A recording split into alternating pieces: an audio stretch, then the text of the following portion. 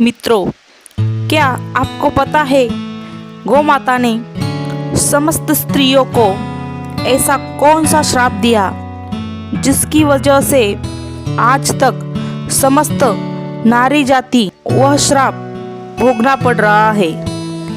गौ माता का एक ऐसा श्राप जिसे टाला नहीं जा सकता। दोस्तों, वह श्राप कौन सा था जानने के लिए वीडियो को पूरा जरूर देखें।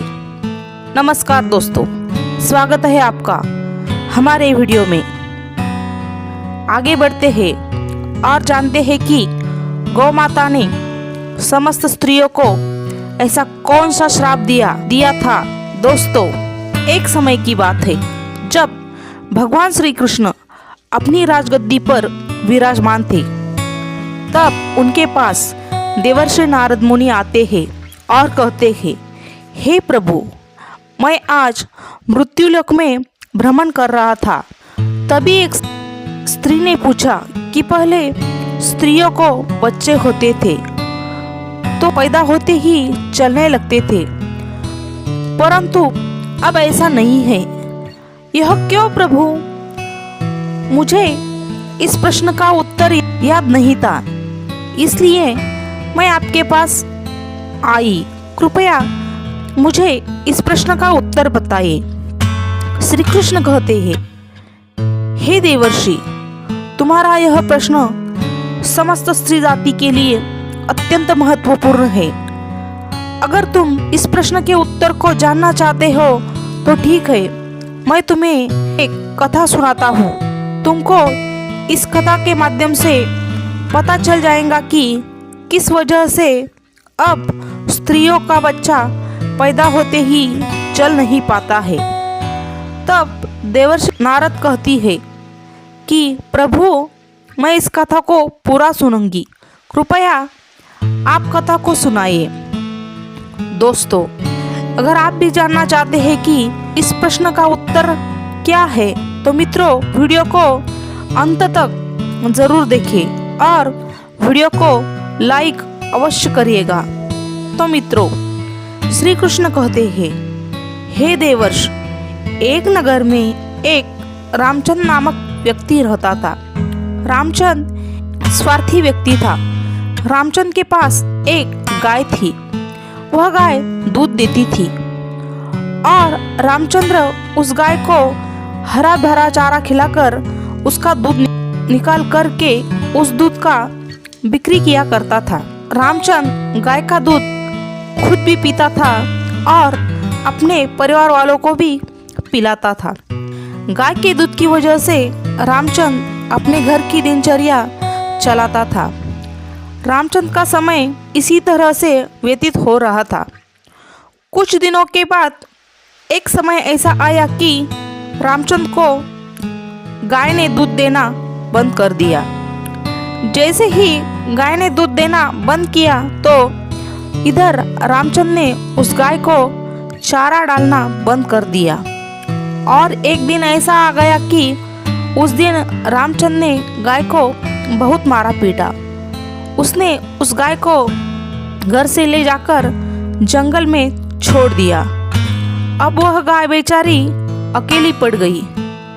बेचारे अकेली जंगल में इधर उधर घूमती फिरती है और एक दिन जंगल में बने एक मंदिर के पास पहुंचती है और भगवान से विनती करते हुए कहती है, हे भगवान, मैं आपसे यह नीति करती हूँ कि हमें गाय की योनि में डालकर कितना गलत काम किया है। श्री कृष्ण कहते हैं, हे देवर्षि, वह गाय कहती है, देखिए, जो आपकी लाख योनियों में सर्वश्रेष्ठ योनि मानव की है, तो वह कितना पाप और कितना दुष्कर्म करता है। वह गाय आगे कहती है, जब तक मैं दूध देती रही तब तक उस व्यक्ति ने मुझे अपने घर पर रखा, हरा भरा चारा खिलाया। जैसे ही मैंने दूध देना बंद कर दिया, उसके बाद में उसने मुझे चारा भी नहीं डाला। इतना ही नहीं, उसने तो मुझे घर से बाहर ही निकाल दिया। अब मैं इधर उधर भटक रही हूँ। जंगल में चारा खा खा कर मैं घास खाकर मैं अपने पेट को भरती हूँ। हे भगवान, आपने जो सर्वश्रेष्ठ योनि बनाई है, यह तो कितनी स्वार्थी और लालची योनि है। श्री कृष्ण कहते हैं, हे देवर्षि नारद, धीरे धीरे व्यतीत होता चला गया। गाय बेचारी इधर उधर भटकती रही। जब भी वह गाय रामचंद्र के द्वार पर आ जाती है तो रामचंद्र ने लाठी लेकर उस गाय को जंगल की तरफ, खेतों की तरफ भागा करके आता है।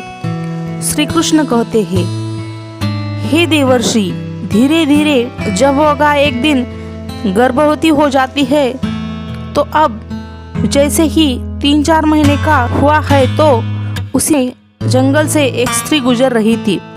उस स्त्री ने जैसे ही उस गाय को देखा, उसने मन में सोचा कि यह गाय तो गर्भवती है। मैं एक काम करती हूँ, इस गाय को मैं पाल लेती हूँ। जब इसका बच्चा हो जाएगा तो यही गाय मुझे दूध देने लगेगी। तब मैं इसका दूध खुद भी पीऊँगी और साथ ही अपने परिवार वालों को भी पिलाऊंगी और बिक्री भी करूंगी। लेकिन जैसे ही वह स्त्री उस गाय को पकड़ने के लिए अपने पति को बुलाने के लिए जाती है और जब तक उसका पति वहां पर आता है तब तक वह गाय वहां से चली जाती है। धीरे धीरे समय व्यतीत होता गया। श्री कृष्ण कहते हैं, हे देवर्षि, जब उस गाय का प्रसव का समय नजदीक आ गया तब वह एकांत जंगल में सुरक्षित जगह पर जाकर के उस गाय ने एक बछड़े को जन्म दिया। श्री कृष्ण कहते हैं, हे देवर्षि, प्रसव के कुछ समय बाद वह स्त्री उसी जंगल में घास काटने के लिए गई हुई थी। जैसे ही उसने दूर से देखा कि उस गाय ने अपने बच्चों को जन्म दिया हुआ है, तब वह स्त्री उसके पास आ गई और उसने ध्यान से उस गाय को देखा तो बोली कि अरे, यह तो वही गाय है।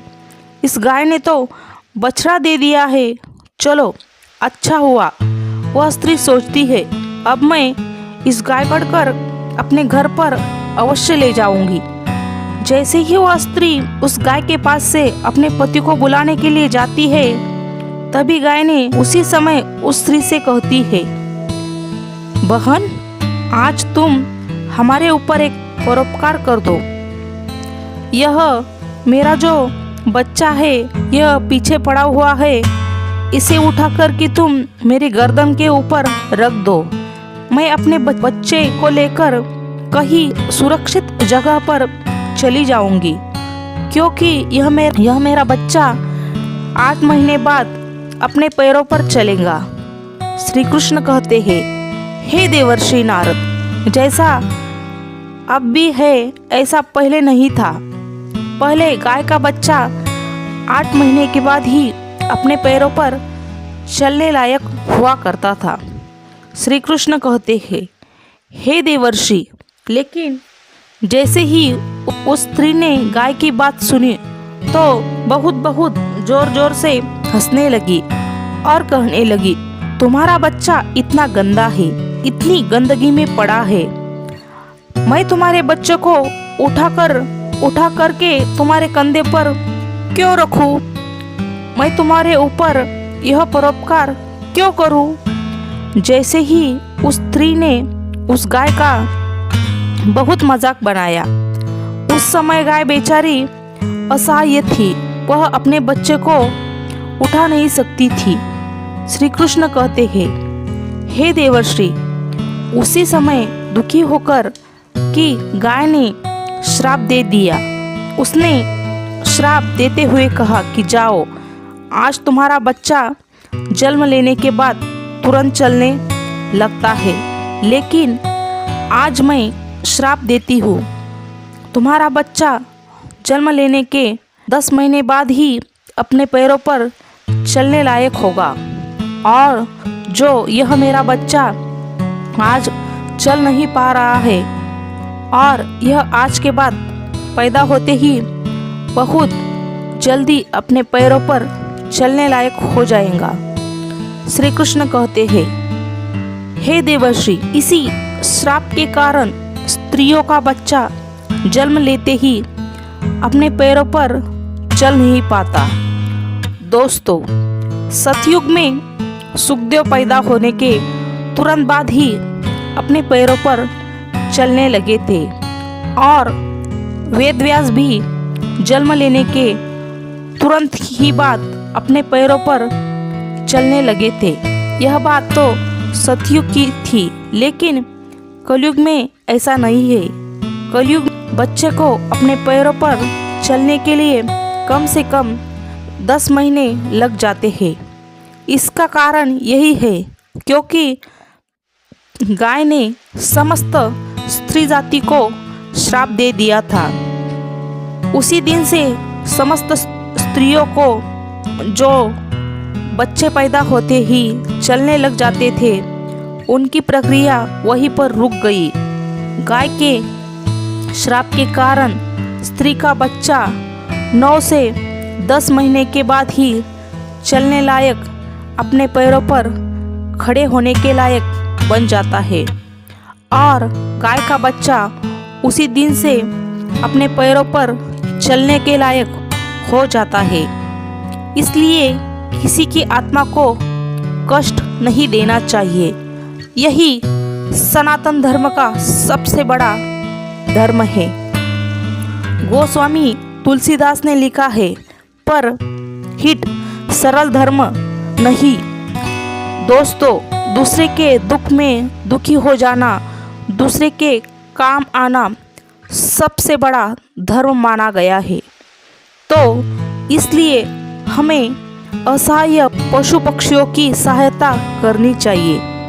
गाय के श्राप की वजह से ही जितनी भी पशु पक्षी है, सबके बच्चे जन्म लेने के तुरंत बाद चलने लग जाते हैं। लेकिन स्त्रियों के बच्चों पर इसका विपरीत प्रभाव पड़ा कि जन्म के तुरंत बाद स्त्री का बच्चा चलने लायक नहीं बन पाता।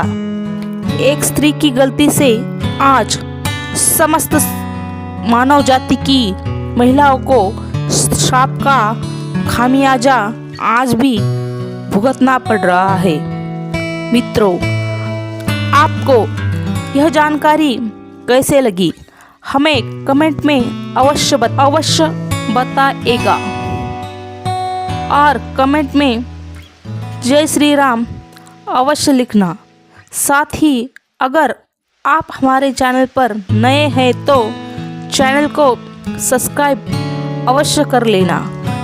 हो सके तो इस वीडियो को ज़्यादा से ज़्यादा लोगों तक शेयर अवश्य करें। वीडियो देखने के लिए आपको दिल से बहुत बहुत धन्यवाद।